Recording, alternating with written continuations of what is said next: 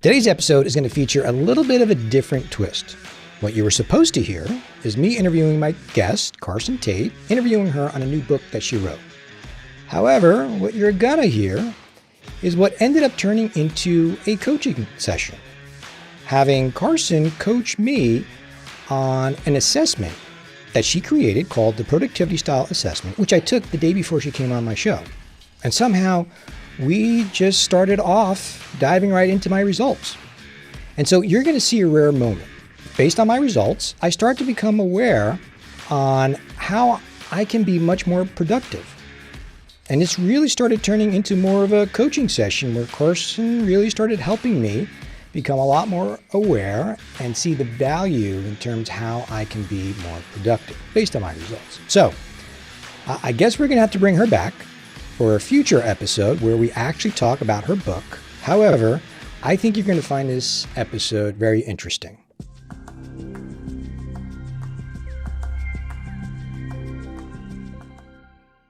Hello, everyone, and welcome back to the Leadership Jam session. Today's guest is Carson Tate, who is the founder and managing partner of Working Simply. Carson and her consultant firm works with business leaders and employees to enhance workplace productivity and employee engagement. She's a best-selling author, and her newest book is called Own It, Love It, Make It Work: How to Make Any Job Your Dream Job. Carson, welcome to the Jam session. Thanks, Rob. I'm glad to be with you today. I think this will be a great discussion. We have some similar backgrounds in terms of sales. Is that right?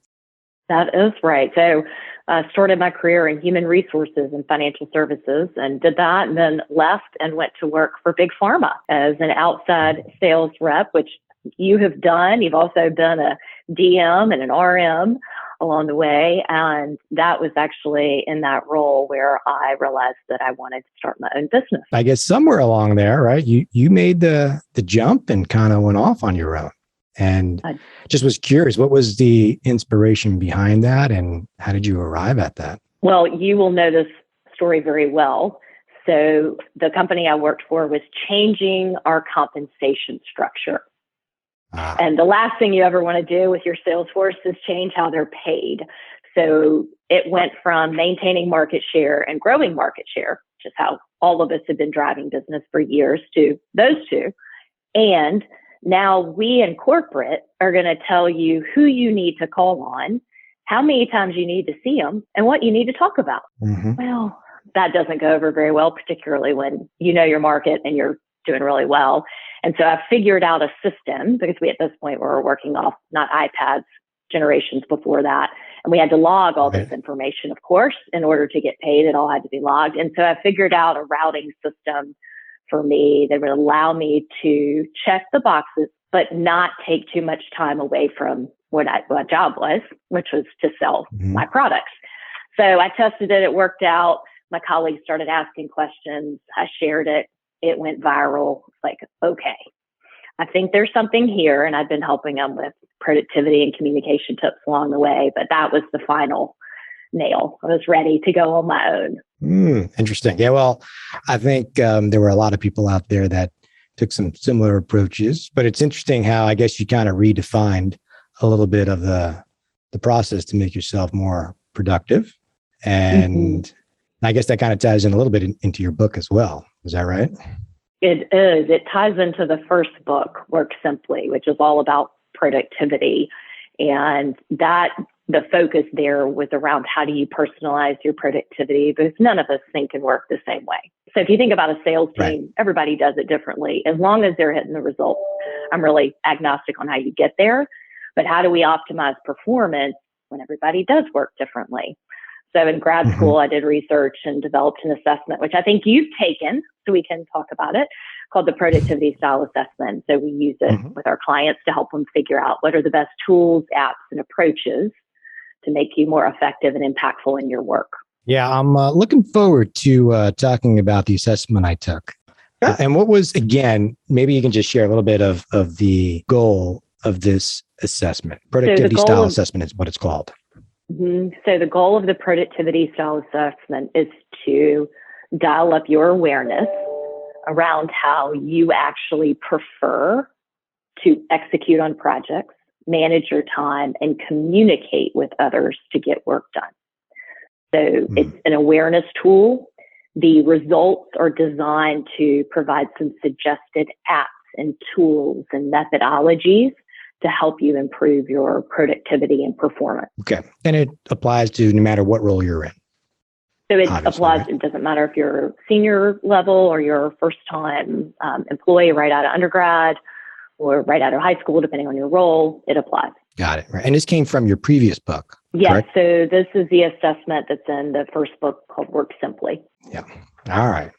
So I took your assessment. Here's what came out as number one. Arranger came out as my first. And then a planner was number two, prioritizer number three, and visualizer was last. So I guess, does that mean I just lack zero vision? So it doesn't mean you lack vision. So the visualizer, their thinking is characterized as very big picture. They tend to be the ideators, innovators. They are going to push against status quo. They don't like details. It's broad conceptual frameworks. It's concepts and ideas that they want to play with. The visualizer works it out in their head. And so the planner has 4 drafts of the presentation that they work through for the client. The visualizer works it in their head, and 30 minutes before it's due, spits out this perfect version that really makes the planner very frustrated and irritated because they've been working on it in their head, playing the ideas around, and out it comes. And then the prioritizer will go in reverse order, is that analytical, linear data person. So they're very goal-oriented. They are not going to chit-chat with you. Please don't do that with them. They're great at analysis. Then the planner, these are your process people. This is about, they're the ones that have checklists. They've never met a list they didn't like. They'll put something on their to-do list they've already done just to cross it off. Strong execution orientation. They're the ones of these 4 types that tend to be what we think of as the organized ones. So they like labels, and they, going to the office supply store is a happy thing for them. And then the arrangers are the people. They do their best work with and through others. They're great at persuasion and sales and communication. Their approach to work tends to be a little bit more intuitive, gut-based. They are visual. They will use color. All of their tools, their productivity tools, need to be very customized for them. So they're the ones that figure out the perfect dashboard in the CRM. They have really made sure it's visually appealing and very simple for them to use. Oh, that's interesting. All right. So Arranger was number one. And the scores, does that matter in terms of, like, for example? Yes. Yeah. So Arranger was 17. Planner was 13. Prioritizer was 12. And Visualizer was 9.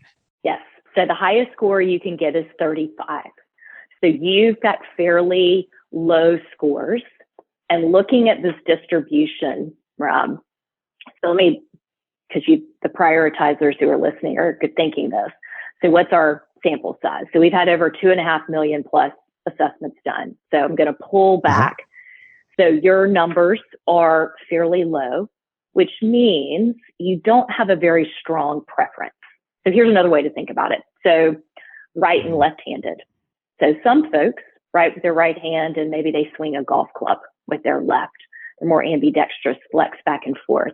Your low score numbers tells me that you probably tend to flex between arranger, planner, and prioritizer as needed and do it pretty seamlessly. A person who has a score of 30 on arranger, if we ask them to flex into doing some deep analysis from data, they can. Of course, we have all 4. We can use them. It's just going to be harder. It's going to take more time, more effort, more energy. And so what we're looking for is your preference where it's easy, it's pretty unconscious, it's smooth, and it facilitates efficiency versus slowing you down. I'm curious, because my scores are somewhat, kind of close to each other, right? They're kind of tighter, right? Is that how one's wired, or could their role or the environment they're in almost dictate that? I get asked that, and our trainers do all the time. So this assessment is designed as a cognitive assessment, which is different than a personality assessment. So you're certified in DISC. So if we think about a strong D kind of driver personality. So that person can show up as a strong B, but then they can have an adaptive side, right? They could be more relational, a little softer. On a cognitive assessment, the loose theory is it's a little bit more fixed. However, neuroplasticity is real and we can completely rewire our brain. What I've seen in our database is we will see slight fluctuations in the numbers when there is a role change or a really different job. So I've worked in finance, now I'm in marketing. That's a pretty big swing, unless they're doing analytics and marketing, which is pretty close to finance. So we might see, a number go up on the prioritizer in that change. So it might go up a couple of points, but the fundamental typology or the fundamental scoring doesn't shift radically. It kind of stays within this wheelhouse. So if we put you, instead of being a podcaster and a coach and leading a leadership development training firm, and we put you in a data entry role, your ranger score might go down slightly, or you might want to climb the effing wall. Right. I just want to go bury myself somewhere. Yeah. You bury yourself, or you're trying to chat up your colleague and they're like, I'm out. I don't want to talk to you. Right. You're like, but this is how I'm going to solve this problem. Like, I need to talk it out with you. And they're like, no, that's not how I'm going to work with you. I always talk about some of my people on my team hear me say this all the time. Like, I don't have a creative bone in my body. I kind of need others to kind of think through and work through the brainstorming process. Is that a lot? This kind of falls in line with that a little bit? 100%. Because your visualizer, that 9 is very low. It's a very low score. Yeah. And the visualizer is the one that I would invite in to help us brainstorm. So the other way we think about this from a performance perspective is not only your style, but what's the composition of a team? So the highest performing teams are diverse. There's solid data there. We would add this type of productivity style diversity to your team and say, we want a team that has all 4 styles, so that we are getting whole brain thinking. We have the analytical prioritizer, the organized sequential process planner. We've got the people relational arranger thinking about customers and vendors. And then we have the visualizer who's forcing us to stay ahead of market trends. So if you were coaching me, right, and I needed to, and the goal is to increase my level of productivity based on my scores, what would you recommend, or what should I do? Where are you experiencing friction in your current system? Time. Time is my biggest enemy in trying to just complete things. But to some extent, even being able to map out some of the details around things as well to enhance them, if that makes sense. Mm-hmm.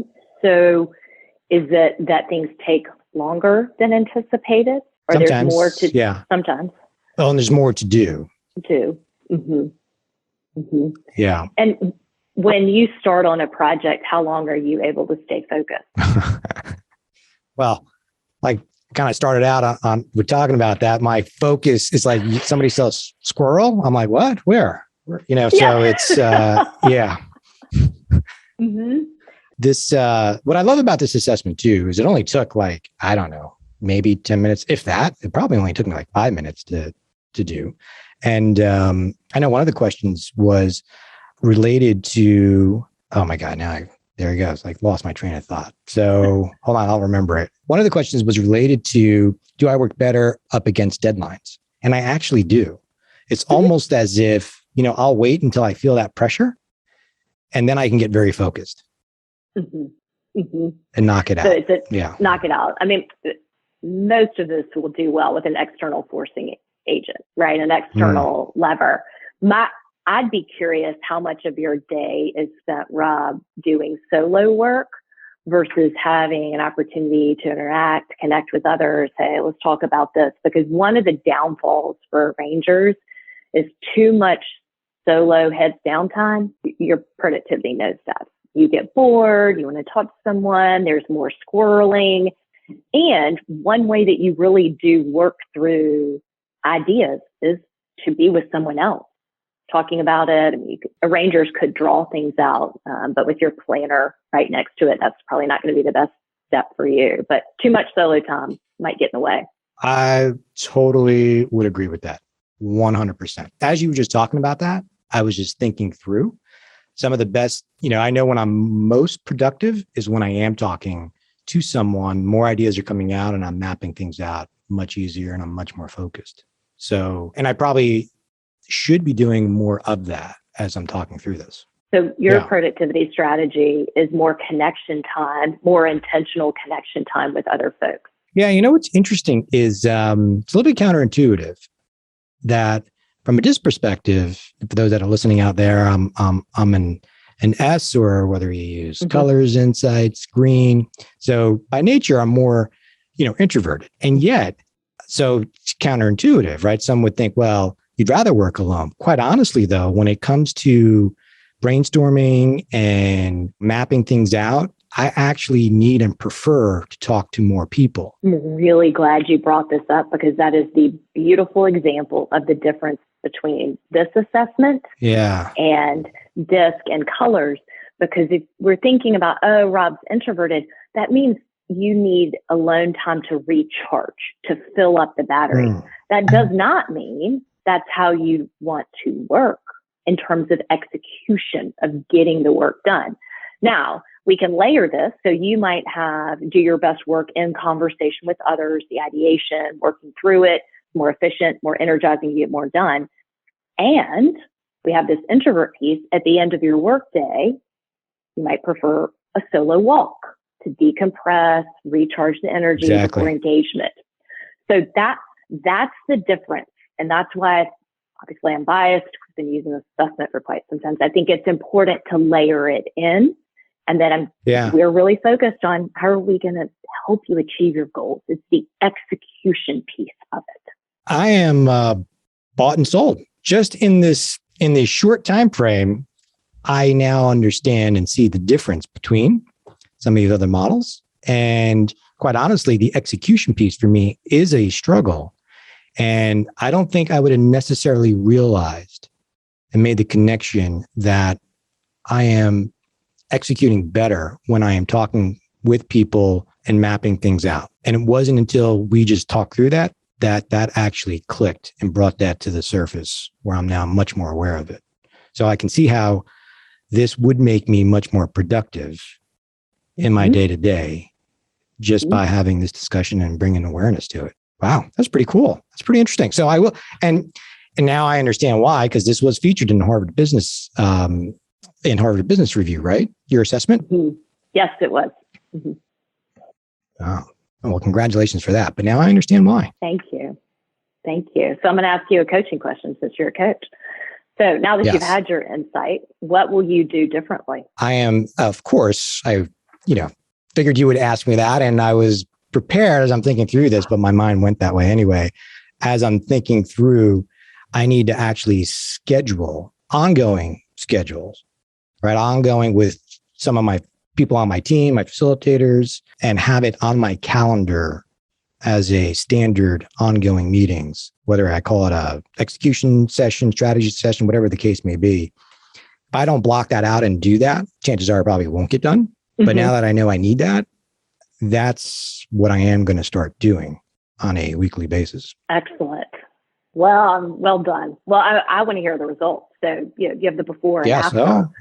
And what's in the impact? I would ask the question around, explore the impact, not only in terms of we got more done in less time, but what's the quality of the work?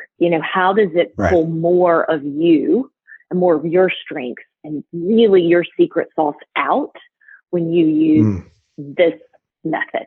No, I think that's a great point. Well, and what's interesting is, now that you talk about that too, is one of my strengths in terms of even when I'm facilitating is I'm able to see the connections in the conversations and pull it all together. So I can totally see where you're going with this, is in these planning or, design sessions. That is exactly because I would be missing that if I wasn't having more of these discussions with some of my team members. Absolutely. So, and that's where I leverage my strength.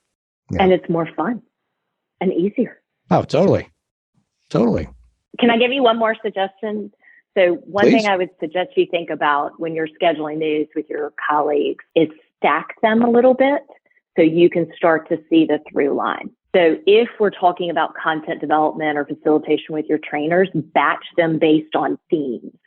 So for an arranger, if we can think thematically, we allow you that your brain and your strength to pull all these threads through around a theme. That totally makes sense. Yep. All right. Let me ask you this final question as we wrap up. So you obviously work with a lot of organizations. What would you say is the biggest challenge in terms of when you work with business leaders, when you deploy this or have them use this? What would you say is the biggest challenge in getting them to pull this through? So the excitement of I learned something new about myself, I got to try a new tool, and then you go back to your current day and nothing changes. The biggest problem is behavior change, and how do you create systems, both physical systems as well as peers and teams that drive accountability to pull through that behavior change. Yeah, it's all through the pull through, right? Mm-hmm. Yeah. And when you do you do this with individual business leaders or do you do it with the teams? So we do it both. So when our executive coaching engagements, if it is about improving performance and productivity, then we would do the assessment with them and use that as part of our coaching session. We do a lot of work with intact teams on how can they work more productively, more effectively. So everyone takes the assessment, and then we either work through an existing challenge using this instrument results, or we equip them with tools to communicate and work better together, and then challenge the leader to make sure they're bringing it up and reinforcing and holding people accountable. Yep. Which again goes back to the key of really making it successful is having the pull through and accountability piece. So absolutely. And we've gotten to this point, Rob, with our clients now that if there is not scoped into the engagement, an agreement around how the concepts will be reminded and reinforced, if there's not a peer coaching component or some kind of pull through, we are very reticent and very rarely will we engage, because ultimately we're wasting your time and money. You've given us metrics to achieve, so we need to be set up, you and us, for success. 100% agree. Yeah, absolutely. I take the same approach. And if anybody wants to take this, they can individually, they could take the same approach I did, right? They can just go to your website and take this? Yeah, you just go to workingsimply.com and there's a resource button. You click on it and you click on it. It takes 10 minutes, very easy. The results will be emailed to you and you have enough, I believe you have enough to get started. And we'll put all of your information and your links within our show notes. And I do want to thank you for coming on. And I mean, this kind of turned into a coaching session for me. So I appreciate it. I definitely am walking away with some very tangible action steps on how to help me become more productive. So I'm glad to hear that. So have a time well used, right? Absolutely. And I'm not easy to impress either. And I am impressed. So, well, thank you. Folks can see, I was watching your face. I was like, I'm not sure what he thought about the assessment. I'm like, I'm struggling to read on the Zoom. I was like, this is going to go either really well or not so well. So I'm glad that you found value and that you found something you can immediately apply to change. I am bought and sold. Excellent. Well, thanks again for coming on. Appreciate it. Well, Rob, thank you. I appreciate it.